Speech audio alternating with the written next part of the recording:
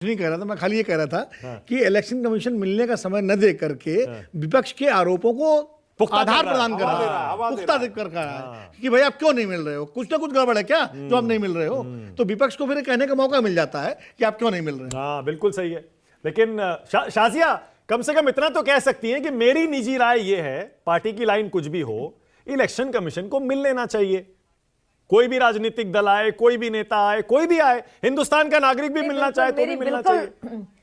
देखिए देश में जितनी भी संवैधानिक संस्थाएं हैं, ऑर्गेनाइजेशंस हैं, इंस्टीट्यूशंस हैं, वो उसके संदर्भ में मैं कुछ भी नहीं कहना चाहती।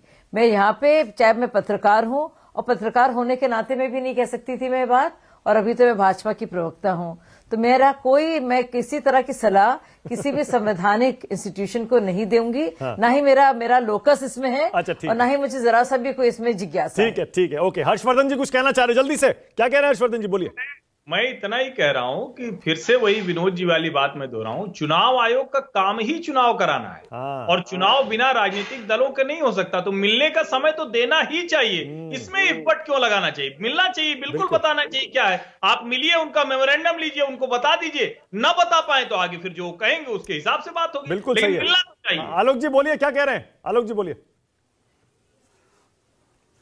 देखिए 5-6 चीजें यहां पर आई, कुछ तर्क भी आए, कुछ तो कुतर्क भी आए, बसपा का बीजेपी के चरणों में लोटपोट देखना भी आया।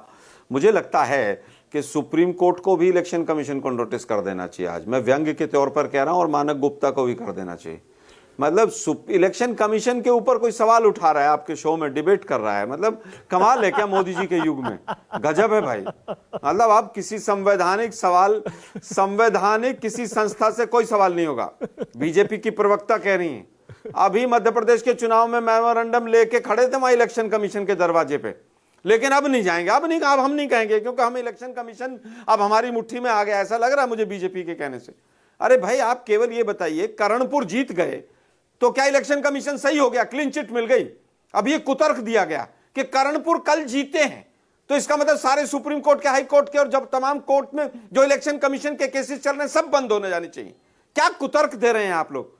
कह रहे वन मत प्रतिशत बढ़ गया। मत प्रतिशत इसलिए बढ़ गया कि जो वोटर लिस्ट है उसका हमेशा से रिवाइज होता रहता है। जहां 2-2, 3-3 बार वोट थी वो कटी है लोगों की, और डेथ हुई है लोगों की, उसकी वजह से भी कहीं ना कहीं फर्क आता है। लेकिन मुझे नहीं लगता कि ठप्पे मारने से बहुत दिक्कत होती थी। 80% हो जाता था, 9 इधर थे 9 उधर थे। अरे भाई, कैसे कुतर्क दे रहे हैं आप लोग? मुझे लगता है कि अगर इस तरह से पोलिंग हो रही थी कि वहां पर, तो फिर तो 100% पोलिंग हो जानी चाहिए था, 150% हो जाना चाहिए था। सारे के सारे कुतर्क दिए गए। बीएलओ का फोन आया, अरे भाई तो बीएलओ का फोन ईवीएम के युग में ही आया होगा, तो ईवीएम, बीएलओ फोन कर रहा है तो ईवीएम से क्या लेना देना है? लेकिन किस तरह से सरकार को बचाया जाए, किस तरह से इलेक्शन कमीशन को बचाया जाए, मिलने का समय देने की बात तो कहेंगे, लेकिन जो कंसर्न है, अरे भाई सुप्रीम कोर्ट पूछ रहा है 24 घंटे में इलेक्शन कमीशन कहां से तैयार करके लेके आए हो? ये वहां पर वीआरएस हो गया, रेजिग्नेशन हो गया, यहां नियुक्ति हो गई, क्या हो रहा है ये ड्रामा? ये सुप्रीम कोर्ट के तमाम शब्द हैं कि किस तरह से उनके ऊपर प्रश्न चिन्ह लगाया। हर्षवर्धन त्रिपाठी जवाब देना चाहते हैं, लगता है हर्षवर्धन जी जल्दी से। 5% का जो प्रोविजन है वेरिफिकेशन का, वीवीपैट मिलान का, वो प्रोविजन है, होता नहीं है। उसमें कारण हर्षवर्धन जी जल्दी से, हर्षवर्धन त्रिपाठी। मानक जी, मैं फिर से कह रहा हूं, एक भी ढंग का तर्क आलोक शर्मा ने दिया होता तो मैं अपने आप को कह देता कि मेरे कुतर्क थे, और यही कुतर्क है। मैं फिर से कह रहा हूं, फिर से दोहरा रहा हूं, जनादेश को अपमानित करना बंद कीजिए। चाहे वो भारतीय जनता पार्टी हो, चाहे कांग्रेस हो, या कोई भी राजनीतिक दल हो। आप जनता के वोटों को बार बार अपमानित करेंगे, उनको संदेह करेंगे, लोकतंत्र का मजाक बनाएंगे, तो जनता आपका मजाक बना देगी। यही कह के बात खत्म करता हूं। ओके, क्या कहना चाह रहे थे धर्मेंद्र जी, जल्दी से बोलिए। मैं मानक भाई ये आलोक जी से ये कहना चाहता हूं कि 60 साल के कुशासन पर एक ग्रंथ लिखवाइए।